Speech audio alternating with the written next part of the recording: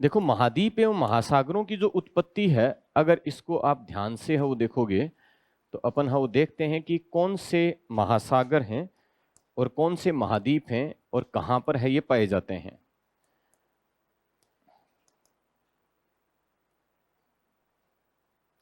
मैं 0 डिग्री है उसको हव मार्क कर रहा हूं और इससे आपको ये पता चल जाएगा कि कौन से गोलार्ध की अपन हव बात कर रहे हैं। तो ये 0 डिग्री को हव मार्क किया है। अब इसमें से अगर आपको देखकर बताना हो कि कौन सा है वो 0 डिग्री है, हिस्सा 0 डिग्री है, उसके उत्तर वाला हिस्सा उत्तरी गोलार्ध और दक्षिण वाला हिस्सा दक्षिणी गोलार्ध। ठीक है। अच्छा, एक चीज बताओ, आपको जमीन कौन से इलाके में ज्यादा दिख रही है, उत्तरी गोलार्ध में या दक्षिणी गोलार्ध में? उत्तरी गोलार्ध में। उत्तरी गोलार्ध है, इसमें स्थल भाग ज्यादा है और जल भाग है वो कम है। अगर पूरी पृथ्वी के संदर्भ में बात करें तो पूरी पृथ्वी के संदर्भ में जो महासागर हैं वो सबसे ज्यादा इलाके में हैं। कितने इलाके में हैं बताओ जरा, कितने इलाके में? 70.8% भाग पर। और महाद्वीप कितने इलाके में है? 29.2% भाग पर। लेकिन अगर यही अपन देखें गोलार्धों के संदर्भ में तो दक्षिणी गोलार्ध में 80% से ज्यादा हिस्सा महासागरों में आता है दक्षिणी गोलार्ध में, और उत्तरी गोलार्ध में 60% हिस्सा महासागरों में आता है। महासागर, ये तो अपन कुल पृथ्वी की अगर बात करें, पृथ्वी का जो कुल क्षेत्रफल है उसके संदर्भ में बात करें तो महासागर 70.8 लगभग 71% हो गया।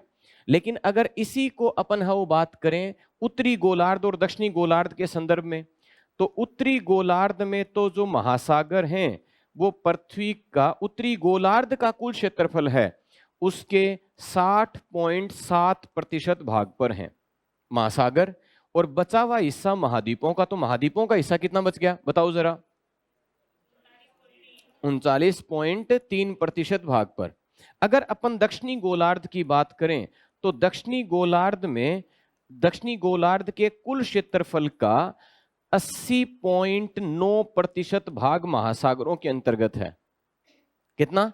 80.9% भाग। इसका मतलब स्थल भाग कितने इलाके में बच गया? 19.1% भाग पर। ठीक है। इसका मतलब उत्तरी गोलार्ध में स्थल भाग दक्षिणी गोलार्ध के स्थल भाग की तुलना में डबल से भी है वो ज्यादा है, और इसी वजह से उत्तरी गोलार्ध को कहा जाता है स्थल गोलार्ध। क्या कहा जाता है? स्थल गोलार्ध। और दक्षिणी गोलार्ध को कहा जाता है जल गोलार्ध। क्या कहते हैं? जल गोलार्ध। ठीक है। एक हाइड्रोस्फीयर कहलाता है और एक लिथोस्फीयर है वो कहलाता है। तो उत्तरी गोलार्ध में स्थल ज्यादा और दक्षिणी गोलार्ध में जल ज्यादा। टोटल है वो अपने को पता ही है कि जल भाग है वो ज्यादा है, और इसी वजह से पृथ्वी को कहा जाता है नीला ग्रह कहा जाता है, ब्लू प्लैनेट कहा जाता है, क्योंकि महासागरों का रंग कैसा? नीला। इस वजह से पृथ्वी को क्या कह दिया? नीला ग्रह। और ये सबसे बड़े उच्चावच हैं। एक शब्द है वो आता है और उस शब्द का नाम है उच्चावच। इंग्लिश में बोलते हैं रिलीफ। क्या बोलते हैं? रिलीफ। तो उच्चावच या रिलीफ है, इसका मतलब क्या हुआ? अगर कोई भी इलाका अपने आसपास के इलाके से कितना ऊंचा है या फिर कितना नीचा है, या तो ऊंचा होगा या फिर नीचा होगा, इसके लिए जो शब्द काम में लिया जाता है वो शब्द क्या है? उच्चावच। ठीक है। अब ये हो गया आम बोलचाल की भाषा में। इसको थोड़ा सा अगर अपन है वो बात करें तो एक नाम इसी से मिलता जुलता और है, और वो है स्थल रूप, लैंड फॉर्म्स। एक तो है ऊंचावच और एक है स्थल रूप, लैंड फॉर्म्स। दोनों में कोई अंतर है क्या? हाँ बताओ जरा, क्या अंतर है? स्थल रूप में जलीय भाग भी आ जाएगा। ठीक है।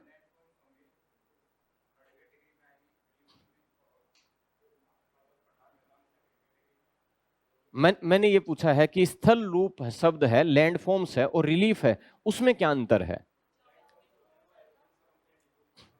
क्या है? कौन से? स्थल रूप। ठीक है। और ऊंचावच किसका? स्थल रूपों का भाग है। बहुत सही है।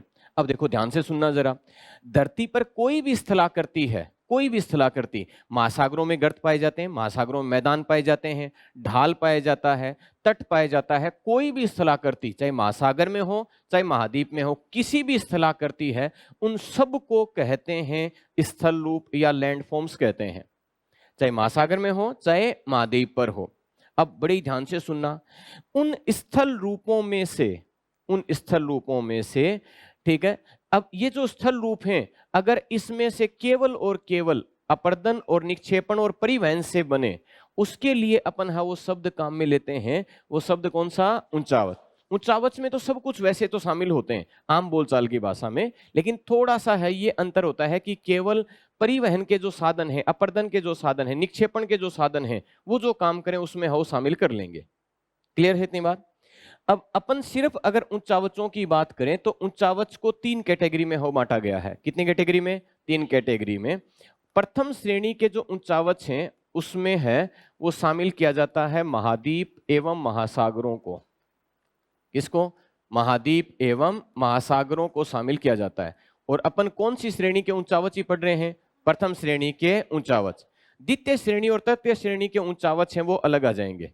तो इसका मतलब महाद्वीप महासागर प्रथम श्रेणी के फर्स्ट ऑर्डर है वो, ये रिलीफ फीचर्स हैं, सबसे बड़े स्थल रूप हैं, इस वजह से ये पहली श्रेणी के है वो ऊंचावच अपन पढ़ रहे हैं।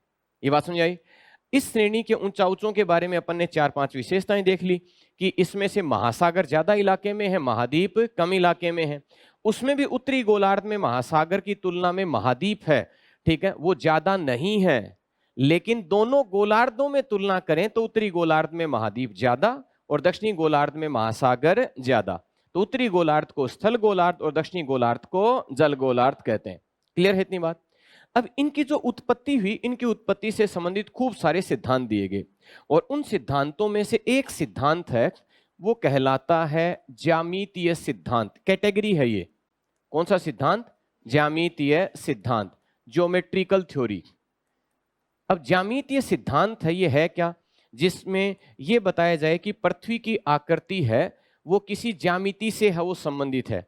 ज्यामिति ज्योमेट्री में आपने पढ़ा हुआ है, वृत्त पढ़ा हुआ है, वर्ग पढ़ा हुआ है, आयत पढ़ा हुआ है, घन पढ़ा हुआ है, घनाभ पढ़ा हुआ है, ये नाम आपने है वो पढ़े हुए हैं।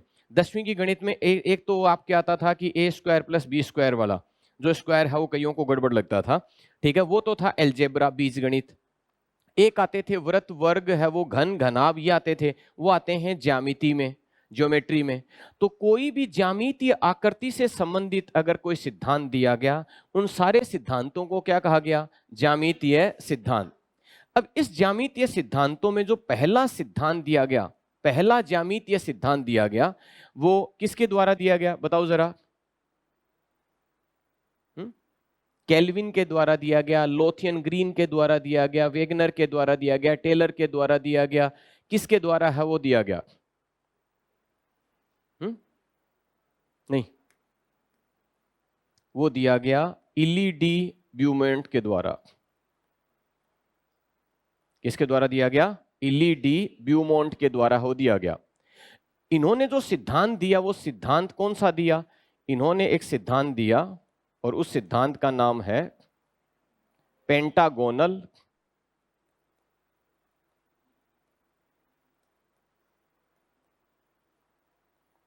बोल के बताना जरा, क्या नाम है? पेंटागोनल डोडेकाहेड्रॉन परिकल्पना। और बहुत इंपॉर्टेंट है, नाम अपने को हो याद रखना है, हाइपोथेसिस, परिकल्पना। देखो 2-3 नाम आते हैं। एक तो नाम है कल्पना, लड़की का नाम नहीं है, जो आप सोचते हो उसके बारे में बात कर रहे हैं। एक है परिकल्पना और एक है संकल्पना। तीनों में कुछ अंतर है क्या? कल्पना, परिकल्पना और संकल्पना। कल्पना किसे कहें? अच्छा, सोचने। अच्छा, आपने है वो जैसे इसको परिकल्पना ही क्यों कहा, कल्पना क्यों नहीं कहा? कुछ कारण रहा होगा तभी परिकल्पना कहा है, ऐसी तो अपने कहा वो नहीं कहा। अब जैसे आप बैठे हो और आपके मन में हो विचार चल रहे हैं कि आप मंगल ग्रह पर हो घूम कर आ रहे हो, ठीक है, और उसके बाद में आपने फ्लाइट है वो ली, फिर वहां से बृहस्पति के बाद में आपको भगवान ने कहा कि क्यों ना आपको दूसरी गैलेक्सी में ले जाया जाए, आकाशगंगा, इससे थक गए होंगे मिल्की वे से, ठीक है, दुग्ध मेखला से थक गए, दूसरी आकाशगंगा में। आपके पास कोई आधार नहीं है कि आप किससे जा रहे हो किससे नहीं जा रहे, आप हो बैठे बैठे सोच रहे हो, जिसमें तर्क का कोई भी आधार नहीं, उसको कहते हैं कल्पना। उसको क्या कहते हैं? कल्पना।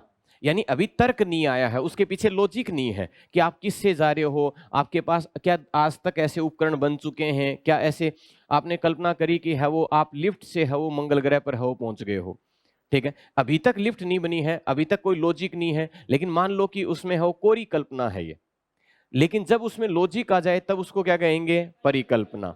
ठीक है, यानी परिकल्पना है उसमें कुछ न कुछ लॉजिक रहेगा कि हाँ ऐसा ऐसा इसलिए हो सकता है। जैसे एक तो मैं किसी को भी, कोई भी बच्चा ऐसे ही आया, मेरे को कुछ नहीं पता उसके बारे में, और मैं कहूं कि इसका फर्स्ट ग्रेड में सिलेक्शन हो सकता है, और एक मैं उससे बात करूं, उसे कुछ क्वेश्चन पूछूं, उसने मेरे से कुछ क्वेश्चन पूछे ज्योग्राफी के, फिर उसके क्वेश्चन के स्तर से मेरे को पता चले कि हाँ ये बच्चा है वो हो सकता है, वो परिकल्पना।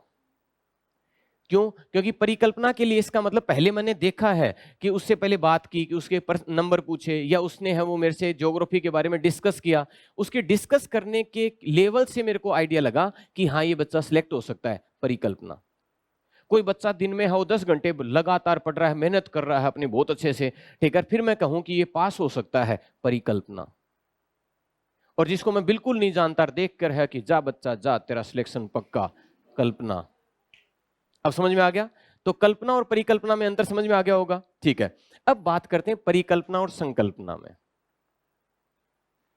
ये बताओ जरा, परिकल्पना को हाइपोथेसिस कहते हैं, संकल्पना को कॉन्सेप्ट कहते हैं, ठीक है।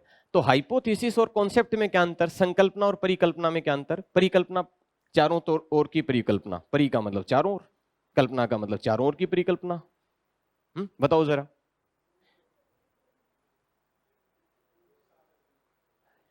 अगर परिकल्पना को प्रमाणित किया जा सके, अगर परिकल्पना को प्रमाणित किया जा सके तो वो क्या बन जाएगी? संकल्पना। तो ज्यादा सटीक है वो शब्द कौन सा रहेगा? संकल्पना। संकल्पना अगर है इसका मतलब वो प्रूव हो चुका है, उसमें प्रूवन है, वो सिद्ध है कि ये चीज सही है। अगर परिकल्पना है इसका मतलब अभी वो प्रूव नहीं हुई है। जैसे आप है वो रिसर्च करोगे, पीएचडी करोगे, एमफिल करोगे, तो आप जब थीसिस लिखते हो ना, ठीक है, या डिजर्टिफिकेशन आप लिखते हो, कुछ है वो जो डिजर्ट है वो लिखते हो आप, तो उसमें आप पहले का हाइपोथेसिस लेते हो, एक परिकल्पना लेते हो कि हाँ मैंने ये माना है, और उसके बाद में लास्ट में बताते हो कि आपने जो हाइपोथेसिस ली, परिकल्पना ली, उसमें क्या बातें सही निकली और क्या बातें गलत निकली। अब समझ में आ गया? जैसे मान लो कि कोई बच्चा 10 घंटे पढ़ रहा है और फिर उसको देख के कहा जाए कि इसका फर्स्ट ग्रेड में हो जाएगा, लेकिन बाद में पता चला कि उसने कान में तो है वो ईयरबड्स लगा रखे थे और गाने सुनता रहता था और दिखावा करता रहता था, तो बाद में परिकल्पना गलत साबित हो गई। लेकिन ऐसा भी हो सकता है कि ईमानदारी से पढ़ रहा हो और वो पास हो जाए, तो परिकल्पना किसमें बदल गई? संकल्पना। अब समझ में आ गया आप लोगों के, ठीक है। तो इसमें कोई है वो लॉजिक नहीं है, कोई तर्क नहीं है अपने पास में, इसमें कोई लॉजिक आ गया और ये चीज प्रमाणित हो गई। क्लियर है? ठीक है। अब इसमें नाम अपन ने क्या लिखा है, देखो जरा, परिकल्पना। पेंटा आता है 5 के लिए, अंग्रेजी के कुछ रूट मीनिंग हैं, जैसे मोनो 1 के लिए आएगा, डाई 2 के लिए आएगा, ट्राई 3 के लिए आएगा, टेट्रा 4 के लिए आएगा, पेंटा 5 के लिए आएगा, हेक्सा 6 के लिए आएगा, हेप्टा 7 के लिए आएगा, ओक्टा 8 के लिए आएगा, नोना है वो आता है 9 के लिए, डेका आता है 10 के लिए, ठीक है। ये रूट मीनिंग है, ये कार्बन से संबंधित नहीं है, ये रूट मीनिंग है, लेटिन से आए हुए शब्द हैं, और ये कहीं भी जाएंगे वहीं अर्थ में उसी संदर्भ में आएंगे। पेलियोजोइक का मतलब ये नहीं है कि पेलियो कहीं भी आएगा, पेलियो मैग्नेटिज्म, पूरा चुंबकत्व है, पेलियो का मतलब पुराना है, वो किसी के साथ भी लगे जाए, तो रूट मीनिंग है, मूल शब्द हैं ये, ठीक है। तो जैसे उपसर्ग और प्रत्यय होते हैं, जैसे तो उपसर्ग और प्रत्यय अपने अर्थ में आते हैं ना, प्रीफिक्स और सफिक्स अपने अर्थ में आते हैं, वैसे ही ये है वो प्रीफिक्स के रूप में है वो काम में लिए जा रहे हैं। अब इसमें देखो नाम है वो लिखा हुआ है, क्या नाम लिखा हुआ है? डेका। डेका का मतलब हो कितनी सतह हो गई? 10, और 2 डेका, इसका मतलब कितने हो गए? 10 और 2 कितने हुए? हर बार गुणाई थोड़ी करना है, तो कितनी सतह हो गई? 12। तो 2 डेका हेड्रोन कितनी सतह वाला है? हो गया 12 सतह वाला। अब एक बार इसमें आपको कल्पना करनी पड़ेगी, और कल्पना करने में आप लोगों को हमेशा एडवांस रहना चाहिए। अब ये जो धरती की सतह है ना, ये सतह तो गोल है। सतह कैसी है? गोल।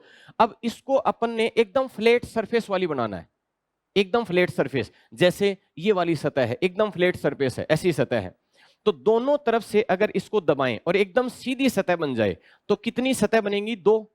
एक इधर इस हाथ की तरफ और एक इस हाथ की तरफ।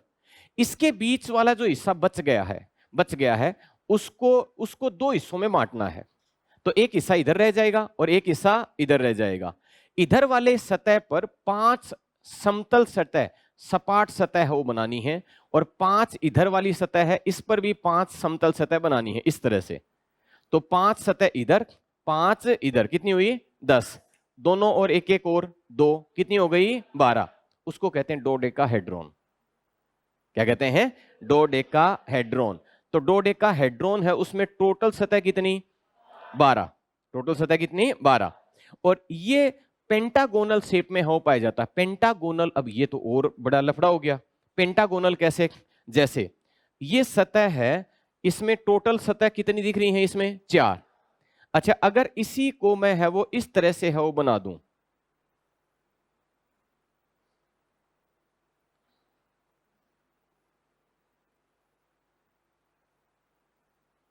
अच्छा ये सतह कितनी हो गई? 5। तो ये हो गया पेंटागोनल। ये क्या हो गया? पेंटागोनल। पेंटागोनल में सतह कितनी होंगी? 5। 5 सतह वाले टोटल फलक हैं वो 12 हो जाएं, उसको कहते हैं पेंटागोनल डोडेकाहेड्रॉन। क्या बोलते हैं इसको? Pentagonal dodecahedron. नाम बताओ जरा वापस से। Pentagonal dodecahedron. पेंटागोनल का मतलब कितने कोने? ये कोने की बात कर रहे हैं अपन। एक ही सतह है और एक सतह में कोने कितने? 5। क्लियर है? और ऐसे टोटल 12 पेंटागोनल मिले, तब बनेगा पेंटागोनल डोडेकाहेड्रॉन। और ये दी किसने? इली डी ब्यूमोंट ने। इली डी ब्यूमोंट है, वो ये कह रहे हैं कि धरती जब बनी तब तो थी गोल। तब कैसी थी? गोल। और पृथ्वी के निर्माण के समय पृथ्वी है वो गर्म थी या ठंडी? गर्म। अब ठंडी होगी तो सिकुड़ेगी या फैलेगी? और सिकुड़ती सिकुड़ती ये बन जाएगी जो लिखा हुआ है। क्या नाम था वो? Pentagonal dodecahedron. पहला ज्यामितीय सिद्धांत इली डी ब्यूमोंट के द्वारा दिया गया, और उसे कहा जाता है पेंटागोनल डोडेकाहेड्रॉन परिकल्पना। क्लियर है इतनी बात? अपने को इतना याद रखना है। अब आपसे इतने ज्यादा से ज्यादा है वो सतह पूछ सकते हैं कि टोटल फलक कितनी होंगी, एक फलक में कोने कितने होंगे। बात समझ आ गई? तो एक फलक में कोने तो बता रखे हैं शुरुआत में कितने होंगे? 5। और टोटल सतह कितनी होंगी? 12। क्लियर है? अब मेन जो परिकल्पना दी गई, ज्यामितीय सिद्धांत दिया गया, जो सबसे ज्यादा फेमस है, वो दिया गया 1875 ईस्वी में।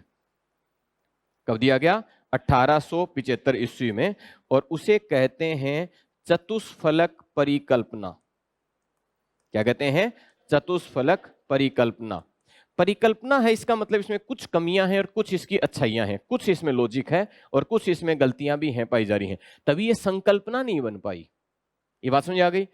चतुष्फलक परिकल्पना है, ठीक है। इसका मतलब इसमें फलक कितने हैं?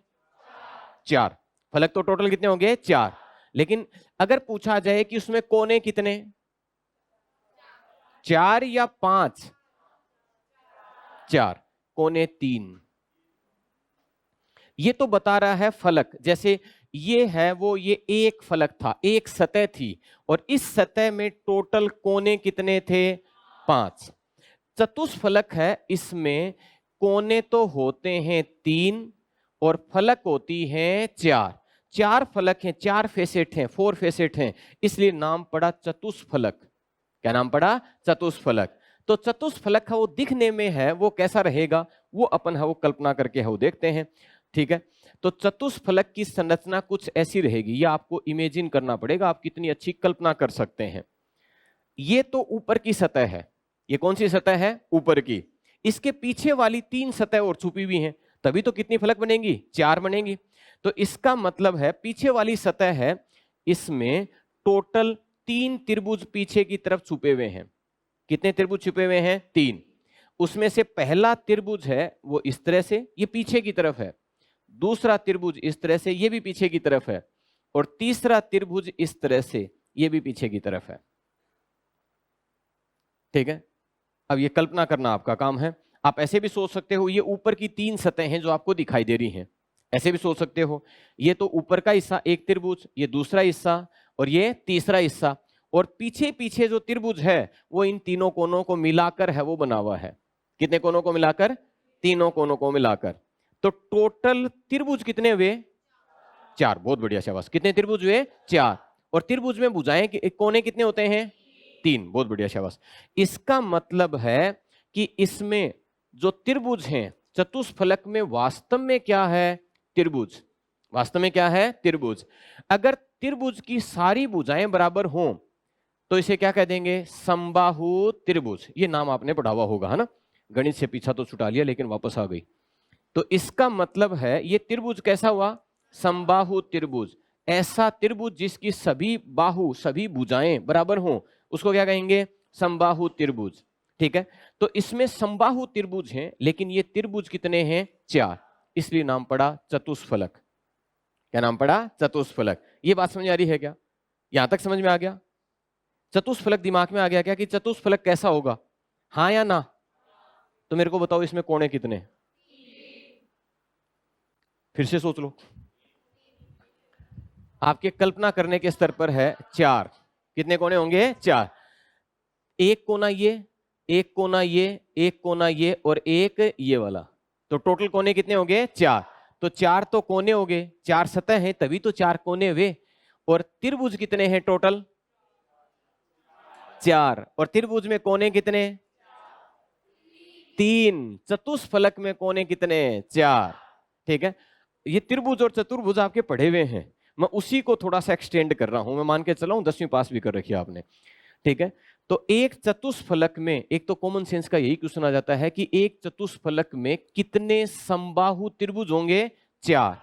और इन चारों समबाहु त्रिभुजों की सतह है वो ऊबड़ खाबड़ है या समतल है? समतल है। ठीक है, जो समबाहु त्रिभुज है उनकी सतह ऊबड़ खाबड़ नहीं है, समतल है, सपाट है। कैसी है? सपाट। लेकिन धरती सपाट है क्या? नहीं, धरती सपाट नहीं है। अब बड़े ही है वो, ध्यान से है वो समझना, या फिर इसको 3D में अगर देखना है तो कोई कनेक्ट करो, फिर मैं हाँ आपको दिखा सकता हूं। इसको वो करते ना क्या, उससे ब्लूटूथ से।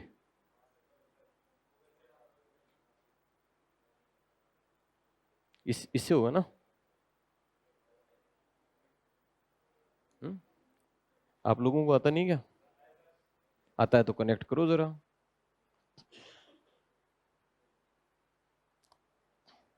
अब समझ में आ जाएगा आप लोगों के। देखो जरा, ये त्रिभुज ही है ना? त्रिभुज है। त्रिभुज की एक सतह ये, अच्छा त्रिभुज को कर रखा टेढ़ा, एक सतह ये, एक सतह ये, एक इसके पीछे की ओर। तो अब मेरे हिसाब से आप कल्पना कर सकते हो। अच्छा इसमें कोने ढूंढो जरा, कोने कितने हैं टोटल? 4 कोने। और इसका मतलब ये त्रिभुज है या चतुर्भुज है? नालायक को त्रिभुज नहीं दिख रहा। त्रिभुज है या चतुर्भुज? त्रिभुज। और त्रिभुज हैं कितने? तो सतह कितनी? इसलिए चतुष्फलक, 4 फलक वाला, 4 फेसेट वाला चतुष्फलक।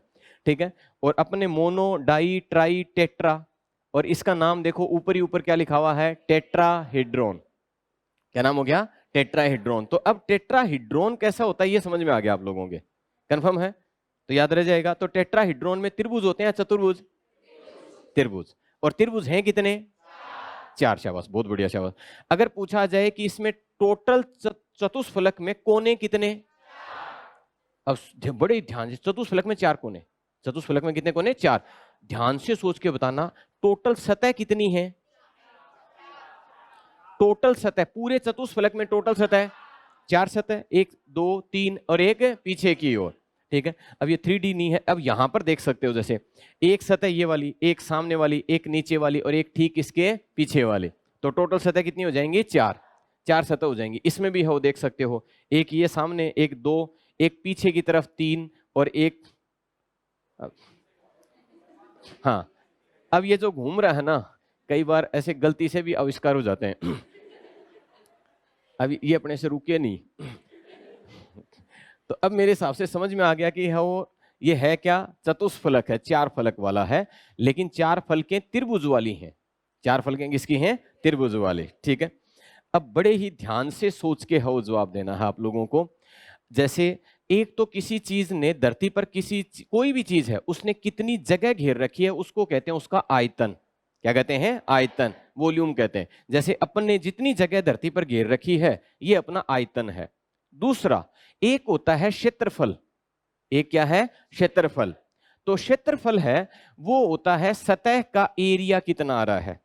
ठीक है, तो अगर मान लो इसका सतह का क्षेत्रफल देखना है तो पहले एक त्रिभुज का क्षेत्रफल निकाल लेंगे, और इसमें टोटल 4 त्रिभुज हैं और चारों त्रिभुज बराबर हैं, तो उस त्रिभुज के क्षेत्रफल को 4 से गुणा कर देंगे। ये बात समझ आ गई? ठीक है, आयतन देखना है तो क्या करें?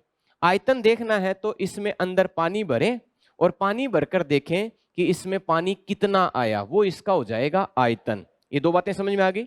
एक तो अपन ने बात की क्षेत्रफल की और एक अपने बात की आयतन की। क्षेत्रफल तो होता है सतह का, क्षेत्रफल तो क्या है? सतह का, तो इसलिए उसको बोलते हैं, धरातल के संदर्भ में बोलेंगे तो बोल देंगे धरातलीय क्षेत्रफल। क्या बोल देंगे? धरातलीय क्षेत्रफल। और एक हो गया इसमें पानी कितना है उसको क्या कहेंगे? आयतन। लोथियन ग्रीन है, उन्होंने ये कहा कि अगर 2 तथ्य हैं ज्यामिति के, ज्योमेट्री के 2 तथ्य हैं। पहला कि एक तो हो सकता है गोला, एक तो क्या हो सकता है? गोला, या स्फीयर हो सकता है। आपने गोला फेंक में गोला देखा होगा। गोला ठोस होता है और वृत्त अंदर से खोखला होता है। सर्किल है वो अंदर से खोखला, और गोला या स्फीयर है वो अंदर से ठोस। एक गोला है, उस गोले का आयतन, उस गोले का आयतन उसके धरातलीय क्षेत्रफल की तुलना में, कौन सा क्षेत्रफल? धरातलीय क्षेत्रफल। इसका मतलब समझे क्या? इसका मतलब ऐसे समझो कि ये जैसे ये तो अंदर से खोखली है, ठीक है, अंदर से वो लकड़ी है, वो पूरी अंदर लकड़ी नहीं है, लेकिन पृथ्वी तो अंदर से खोखली है क्या? नहीं, ठोस है। इसके चारों तरफ ये जो कागज चिपका हुआ है, महाद्वीप महासागरों का एरिया दिखा रखा है, इसको अपन खोल लें और इसका क्षेत्रफल देख लें तो हो जाएगा धरातलीय क्षेत्रफल। क्या हो जाएगा? धरातलीय क्षेत्रफल। ये बात समझ आ रही है? अब इसमें अंदर से खोखला करके इसको पानी भर दें, वो इसका हो जाएगा आयतन। वो क्या हो जाएगा? आयतन। गोले का आयतन है, गोले का आयतन है वो सबसे ज्यादा होता है उसके क्षेत्रफल की तुलना में। गोले का आयतन उसके क्षेत्रफल की तुलना में सबसे ज्यादा होता है। तो गोला या स्फीयर का आयतन धरातलीय क्षेत्रफल की तुलना में सर्वाधिक होता है। पहला तथ्य। दूसरा तथ्य, लोथियन ग्रीन ने कहा कि कोई चतुष्फलक है, चतुष्फलक टेट्राहेड्रॉन है, उस चतुष्फलक का आयतन, उस चतुष्फलक का आयतन उसके धरातलीय क्षेत्रफल की तुलना में न्यूनतम होता है। धरातलीय क्षेत्रफल की तुलना में न्यूनतम होता है। ये 2 बातें मैं फिर से आपको बता रहा हूं। जैसे ये तो है गोला, पृथ्वी तो गोला है, ठीक है, क्योंकि अंदर से कैसी है? ठोस। अगर पृथ्वी है, इस पृथ्वी के बाहर का क्षेत्रफल देखें, उसकी तुलना में इसका आयतन, अगर इसमें अपन खाली करके पानी भर दें तो पानी सबसे ज्यादा आएगा। इसी कागज को कैसे भी सतह के रूप में बना दें, घन बना दें, घनाभ बना दें, चतुष्फलक बना दें, कुछ भी बना दें, लेकिन सबसे ज्यादा पानी किस में आएगा? गोले में आएगा। ऐसा लोथियन ग्रीन ने कहा। बात समझ आ गई? ठीक है। दूसरी बात, उन्होंने कहा कि अगर चतुष्फलक लिया, कौन सा फलक? चतुष्फलक, तो उस चतुष्फलक का जो एरिया है, चतुष्फलक का जो एरिया है वो उसकी तुलना में आयतन सबसे कम होगा। चतुष्फलक का क्षेत्रफल निकाल लें और एक उसके अंदर पानी भर के देख लें, तो उसके क्षेत्रफल की तुलना में उसका आयतन सबसे कम होगा। ये 2 तथ्य ज्यामिति के लोथियन ग्रीन ने काम में लिए। ये बात समझ में आई क्या? तो अगर मान लो इस गोले का और चतुष्फलक का बराबर क्षेत्रफल कर दें, ध्यान से सुना मेरी बात को, किसका? गोले का और चतुष्फलक का, ठीक है। किसमें पानी सबसे ज्यादा आएगा और सबसे कम? चतुष्फलक में। इन दो तथ्यों के आधार पर है लोथियन ग्रीन ने अपनी परिकल्पना दी और उसको कहा जाता है चतुष्फलक परिकल्पना। और ये दोनों तथ्य हैं किसके? ये ज्यामिति के हैं। किसके हैं? ज्यामिति के। तो गोला है, उसका आयतन उसके क्षेत्रफल की तुलना में सबसे ज्यादा और चतुष्फलक का आयतन उसके क्षेत्रफल की तुलना में सबसे कम। क्लियर है इतनी बात? ठीक है। अब इन दो तथ्यों के आधार पर लोथियन ग्रीन ने यह कहा कि धरती जब बनी थी, जैसा लोथियन ग्रीन कह रहे हैं, मैं वैसा का वैसा हो बता रहा हूं, जब धरती बनी तो उस समय इसका तापमान बहुत ज्यादा था और तापमान ज्यादा था इस वजह से धीरे धीरे बाद में धरती ठंडी होनी शुरू हुई। अच्छा मेरे को ये बताओ, धरती सतह पर पहले ठंडी होगी या अंदर से? सतह पर। कई बार होता ना कि अपन है वो हलवा बनाया और हलवा ऊपर से एक बार है थोड़ा सा चम्मच लेकर देखा, ठंडा था, और फिर बड़ी चम्मच बड़ी सी और फिर खाया, फिर जीभ को पता चला कि है वो अभी ठंडा नहीं हुआ है। तो पहले सतह पर है वो ठंडी हुई और सतह पर ठंडी होने की वजह से ये धरती की सतह बन गई। लोथियन ग्रीन है वो क्या कह रहे हैं? ग्रीन ये कह रहे हैं कि पृथ्वी के निर्माण के समय पृथ्वी का आकार है वो गोल था या गोलाकार आकार की थी और धरती का तापमान बहुत ज्यादा था। बाद में धीरे धीरे तापमान में कमी आनी शुरू हुई और तापमान में कमी आई तो सबसे पहले धरातल ठंडा हुआ। सबसे पहले कौन सी सतह? धरातल, सरफेस, ऊपर ऊपर की सतह है वो ठंडी हो गई। अंदर धरती के केंद्र का तापमान आज भी 6000 डिग्री सेल्सियस से ज्यादा है, यानी अभी ठंडी हो गई है या होना बाकी है? होना बाकी है। और कितने साल की हो गई? 460 करोड़ साल, अभी भी ठंडी हुई नहीं है। अच्छा ऐसा क्यों है कि इतने साल निकल गए फिर भी ठंडी नहीं हुई? क्योंकि किसी ने पानी के छींटे इसके नहीं मारे। क्यों ठंडी नहीं हुई फिर?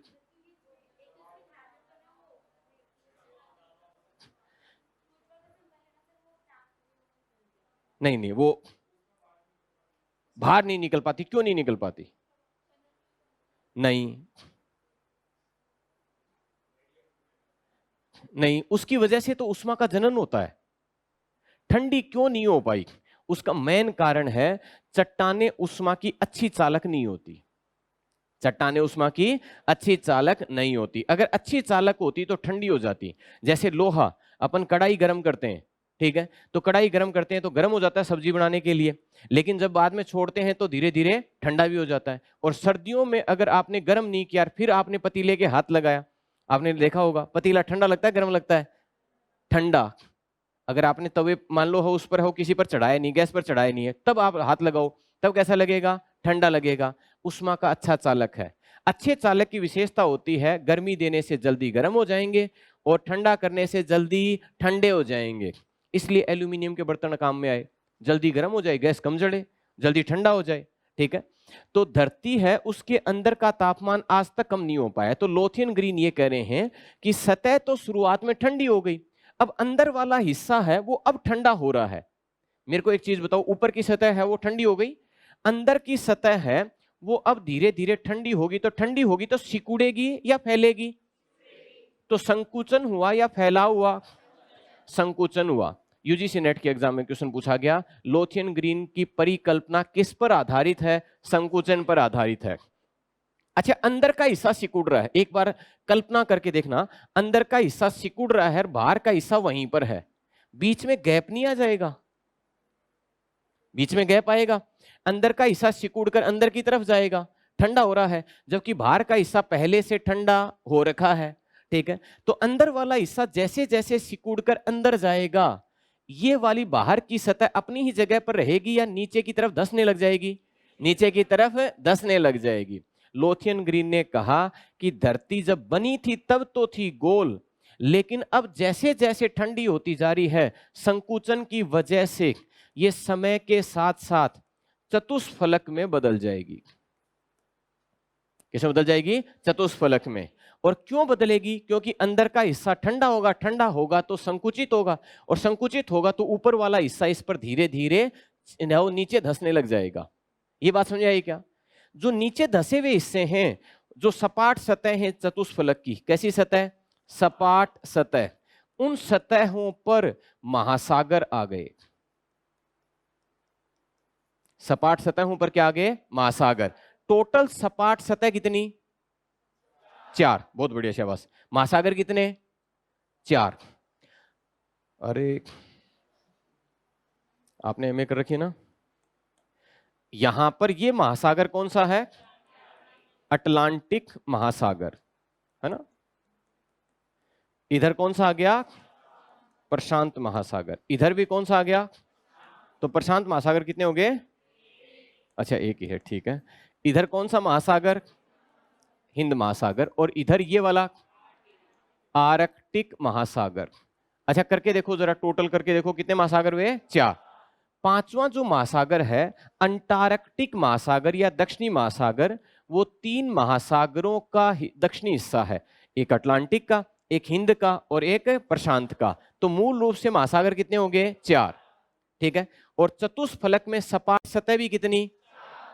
तो लोथियन ग्रीन ने ये कहा कि ये जो सपाट सतह हैं, इन सपाट सतहों पर महासागरों का है वो विस्तार हो गया। किसका विस्तार हो गया? महासागरों का विस्तार हुआ। तो सपाट सतह हैं वो टोटल 4 थी।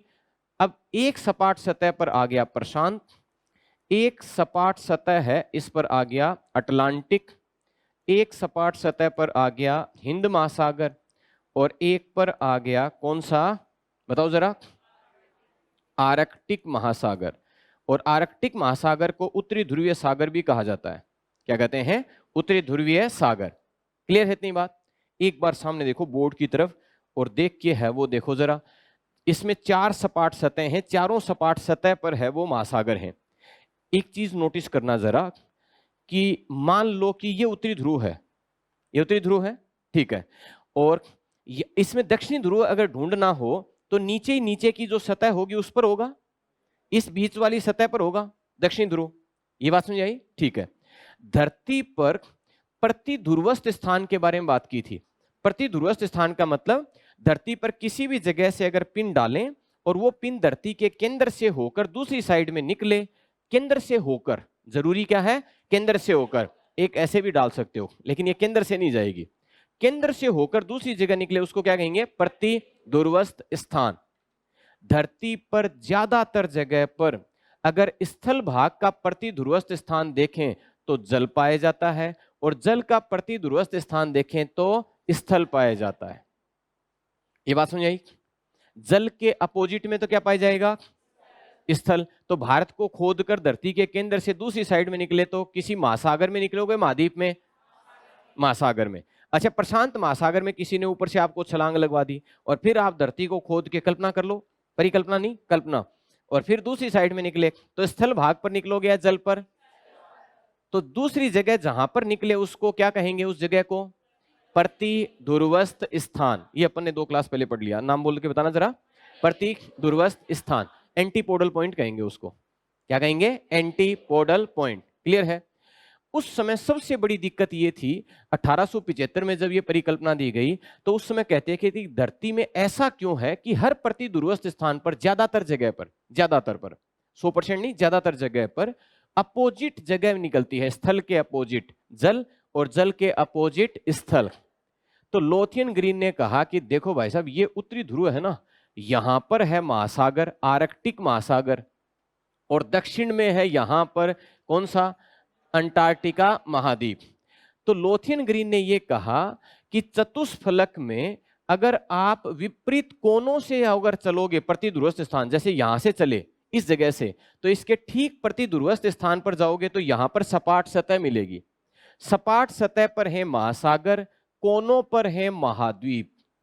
सपाट सतह पर तो क्या है? महासागर, और कोनों पर क्या है? महाद्वीप।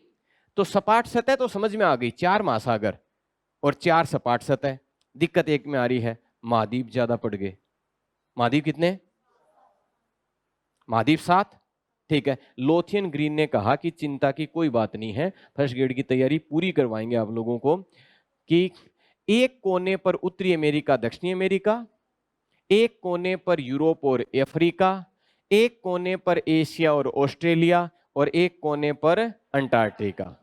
कितने महाद्वीप हो गए? और कोने कितने? 4। अब याद रह जाएंगे। ऐसा लोथियन ग्रीन ने बताया। मैं आपको वही बता रहा हूं जैसा का जैसा लोथियन ग्रीन ने बताया है। अगर आपको लोथियन ग्रीन से कोई मतभेद है तो फिर आप है वो खुद सिलेक्शन लेकर फिर आप अपनी परिकल्पना या संकल्पना है वो दे सकते हैं। हालांकि अब इसकी जरूरत नहीं है, ठीक है, महाद्वीप महासागरों की उत्पत्ति को लेकर, क्योंकि प्लेट विवर्तनी की सिद्धांत अपन पढ़ चुके हैं, है ना। तो देखो, ऐसी जगह जहां पर कोने हैं वहां पर तो महाद्वीप आ गए, और ऐसी जगह जो सपाट सतह है वहां पर क्या आ गया, महासागर। ठीक है, तो इसका मतलब टोटल चतुष्फलक में सपाट सतह कितनी थी, 4, और कोने वाले भाग कोणात्मक भाग कहलाते हैं। क्या कहलाते हैं, कोणात्मक भाग। यहां पर क्या आ गए, महाद्वीप, और कोणात्मक भाग टोटल कितने हैं, 4। इस 4 ये जो भाग हैं, इन भागों पर महाद्वीप कैसे अरेंज होंगे, तो एक पर तो आ गया उत्तरी अमेरिका और उसके साथ में अफ्रीका या यूरोप, दक्षिणी अमेरिका। दूसरे पर आ गया एक तो यूरोप, और यूरोप के दक्षिण में कौन सा है, अफ्रीका, शाबाश। इसके बाद में तीसरे पर आ गया एक तो एशिया, और दूसरा कौन सा, ऑस्ट्रेलिया, और चौथे पर कौन सा आ गया, अंटार्कटिका। और इसी तरह से पाए जाते हैं। कोणात्मक भाग हैं, इन कोणात्मक भागों पर तो हो गए महाद्वीप, और सपाट सतहों पर हो गए महासागर।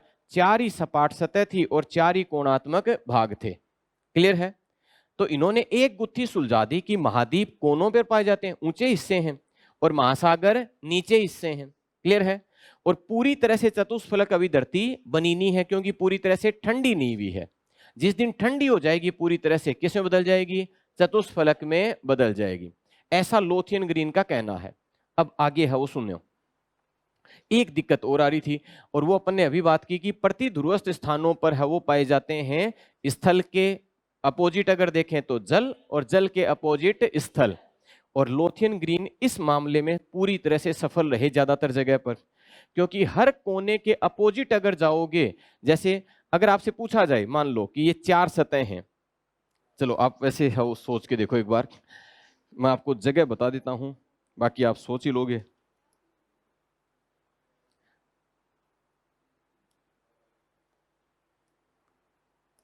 अब देखो जरा, ये वाली जो जगह दिख रही है यहां पर, इसके ठीक अपोजिट चलेंगे तो नीचे वाली सतह आ जाएगी, नीचे वाली सतह आ जाएगी। ठीक है, इस कोने से अपोजिट चलेंगे तो किस सतह पर पहुंचेंगे, इस वाली सतह पर पहुंचेंगे।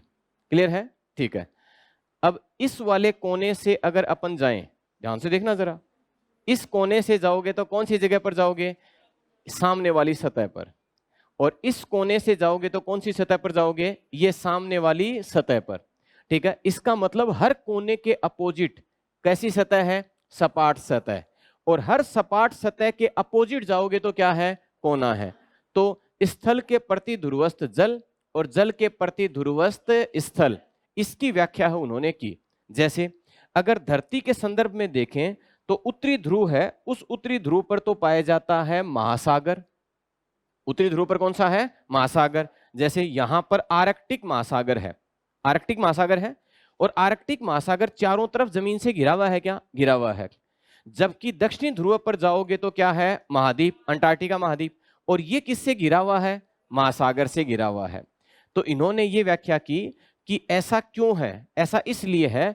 अब उत्तरी गोलार्ध में भी है वो आपको पता है स्थल भाग ज्यादा, तो जो टेट्राहीड्रोन है, जो चतुष्फलक है, उसमें जो कोने हैं, उन कोने वाले हिस्से हैं वो उन्होंने किस तरफ बताए, उत्तर में या दक्षिण में, ये मेरे को आप बताओगे।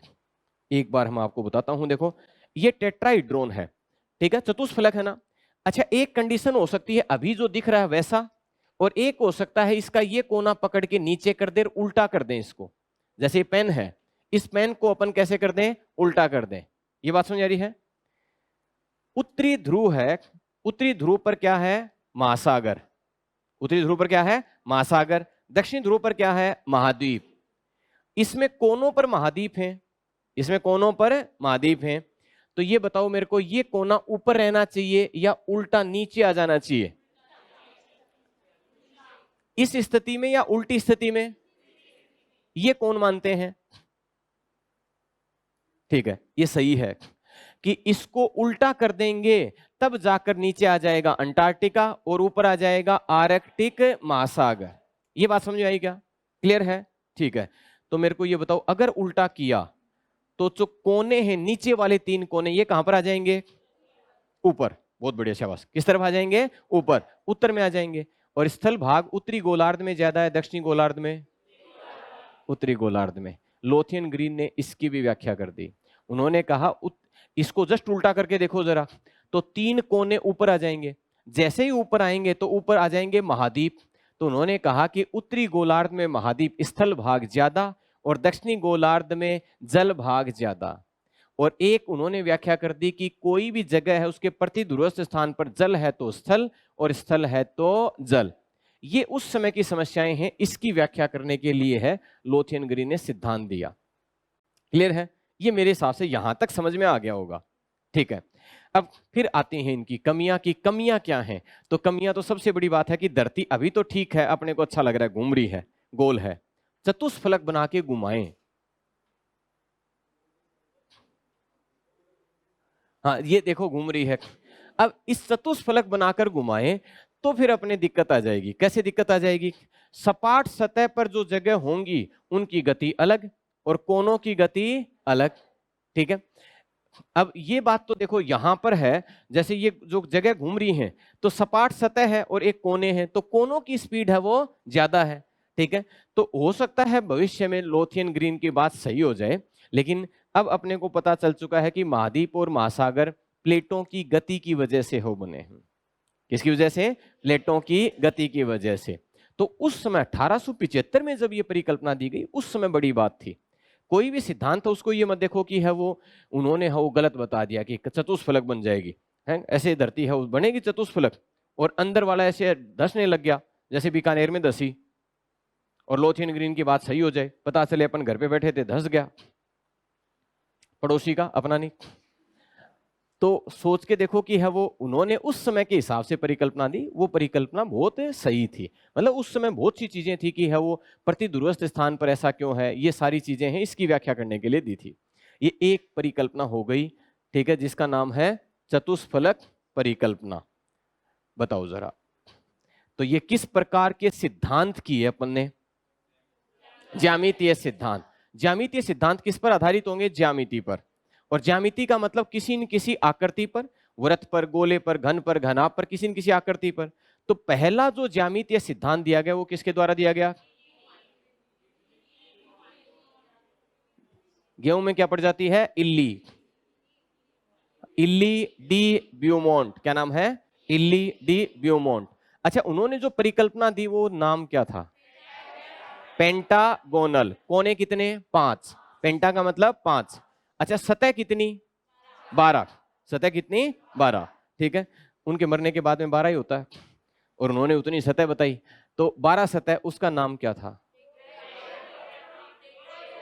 डोडेकाहेड्रॉन। क्या नाम था? डोडेकाहेड्रॉन। तो डोडेकाहेड्रॉन तो है, लेकिन पेंटागोनल है, 5 कोने वाला है। ठीक है, ये पहली परिकल्पना किसने दी थी? इल्ली डी ब्यूमोंट।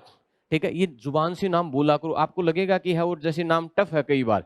ठीक है, जी बुड़त जाएगी, खुलेगी नहीं, फिर बाद में बोलोगे उतना है आपकी प्रैक्टिस होगी। चतुष्फलक परिकल्पना किसके द्वारा?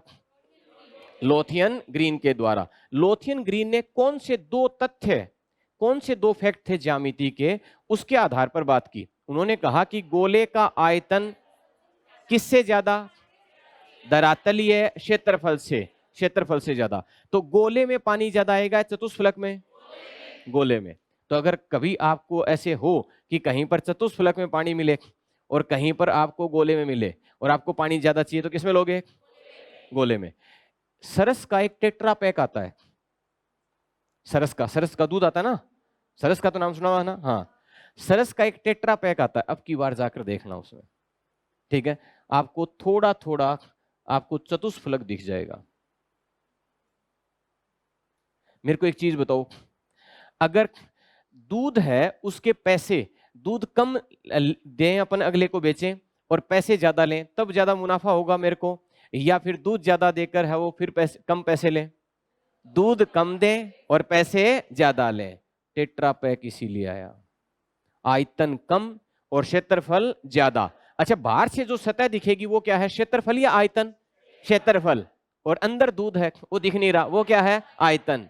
टेट्रा पैक है उसका क्षेत्रफल ज्यादा बड़ा दिखता है, दूध आता है थोड़ा सा, इसलिए बना टेट्रा पैक। अगली बार जाओ तो सरस वालों को बोल के आना कि ज्यामिति के साथ खेल खाल मत करिए करो हमारे साथ, ठीक है। देखो मतलब आप एक चीज सोच के देखो कि कैसे किसके दिमाग में आया होगा कि अपने को टेट्रा पैक है वो बनाना है। बाहर से दिखने पर तो इतना बड़ा टेट्रा पैक और अंदर दूध आए थोड़ा। टेट्रा पैक है उसमें क्या है, दूध काफी दिन तक चल सकता है, कुछ है वो काफी दिनों तक है वो चल सकता है, उसके लिए टेट्रा पैक आता है, काफी कॉस्टली पड़ता है। तो अगली बार जब सरस डेयरी पर जाओ तो बोलना कि भैया टेट्रा पैक दिखा दो, और नोट्स तुरंत खोल लेना उस समय, तो आपको चतुष्फलक है वो दिख जाएगा। तो टेट्रा पैक इसलिए विकसित किया गया कि उसका क्षेत्रफल बाहर से दिखने से तो आपको बड़ा दिखेगा लेकिन दूध उसमें थोड़ा आएगा, ठीक है। अब समझ में आ गया, तब उसको कह सकते हो कि चीटिंग कर रहे हो आप, इसका क्षेत्रफल ज्यादा है और आयतन कम है, ठीक है। अच्छा, दूसरा है वो क्या तथ्य था, गोले का आयतन उसके क्षेत्रफल की तुलना में सबसे ज्यादा होता है। इसी आधार पर उन्होंने कहा कि पृथ्वी पहले की तुलना में ठंडी हो रही है। पहले सतह ठंडी हुई है, आंतरिक भाग सतह। अच्छा, अगर आंतरिक भाग ठंडा होगा तो फिर संकुचित होगा या फैलेगा, संकुचित होगा, और संकुचित होने से धरातल या सतह है वो नीचे धंसेगी और गोला किस में बदलेगा, चतुष्फलक में बदलेगा। अच्छा, ग्रीन के अनुसार पूरा चतुष्फलक बन गया है या बनना बाकी है, बनना बाकी है। क्यों नहीं बना, पृथ्वी ठंडी नहीं हुई। ठंडी क्यों नहीं हुई, चट्टाने उष्मा की अच्छी चालक नहीं होती हैं। अब समझ में आ गया। अब मेरे हिसाब से आप खुद लोथियन ग्रीन की जगह अगर रख के देखो, आपको लगेगा कि आप ही सिद्धांत दे रहे हो। ये समझ में आ गया, यहां तक समझ में आ गया क्या, कंफर्म है, ठीक है। अब इन्होंने व्याख्या किस किस की वो और बात कर लेते हैं।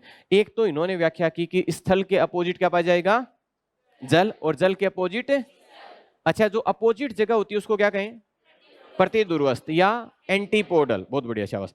उत्तरी ध्रुव है उसके अपोजिट जो जगह है, उत्तरी ध्रुव पर तो है सागर, आर्कटिक महासागर, उत्तरी ध्रुव सागर, और अपोजिट जगह पर क्या है, अंटार्कटिका महाद्वीप। अच्छा, चतुष्फलक में महाद्वीप कोनों पर थे या सपाट सतह पर, टोटल कोने कितने, एक कोने पर दो महाद्वीपों के उदाहरण बताओ, उत्तरी अमेरिका, दक्षिणी अमेरिका, दूसरा यूरोप और अफ्रीका, तीसरा एशिया और ऑस्ट्रेलिया, बहुत बढ़िया, चौथा पर अंटार्कटिका। चार सपाट सतह पर महासागर, पहला, दूसरा, तीसरा और चौथा आर्कटिक महासागर। इसका मतलब लोथियन ग्रीन ने कौन सा महासागर छोड़ दिया, अंटार्कटिक महासागर या दक्षिणी महासागर। अंटार्कटिक महासागर का नाम दक्षिणी महासागर, उसको अपने बात नहीं की। क्यों नहीं की, क्योंकि वो वास्तव में तीन महासागरों का दक्षिणी हिस्सा है। कौन से महासागर, प्रशांत, अटलांटिक और हिंद। क्लियर है, इतनी बात, कोई डाउट नहीं है, ठीक है। उत्तरी गोलार्ध में स्थल भाग ज्यादा क्यों बताया, क्योंकि उन्होंने कहा कि जो चतुष्फलक है उसके तीन कोने उत्तरी गोलार्ध में और एक कोना दक्षिणी गोलार्ध में। दक्षिणी गोलार्ध में जहां पर कोना है वहां पर महाद्वीप कौन सा, बहुत बढ़िया, शाबाश। ये क्वेश्चन बहुत जबरदस्त है। आप एक काम करना, ठीक है, जैसे आपको तो लगेगा कि बड़ा तो आसान है, आप अपने साथ वालों से किसी से पूछ के देखना जिसकी नेट जेआरएफ हो रखी है, ठीक है, उससे पूछ के देखना कि लोथियन ग्रीन ने उत्तरी गोलार्ध में ज्यादा स्थल है इसकी व्याख्या कैसे की। आपको आंसर मिल जाए तो मेरे को जरूर बताना, तब आपको पता चलेगा। समझने और रटने का ये फर्क रहता है। अच्छा, दूसरा, दक्षिणी गोलार्ध में जल भाग ज्यादा क्यों बताया, सपाट सतह ज्यादा है। तीन सपाट सतह दक्षिण की ओर आ रही हैं तो तीन बड़े महासागर हो गए, और उत्तर में एक सपाट सतह आ रही है, वो कौन से महासागर को बता रही है, आर्कटिक महासागर को। क्लियर है इतनी बात, ठीक है। ये एक परिकल्पना हो गई लोथियन ग्रीन की चतुष्फलक परिकल्पना।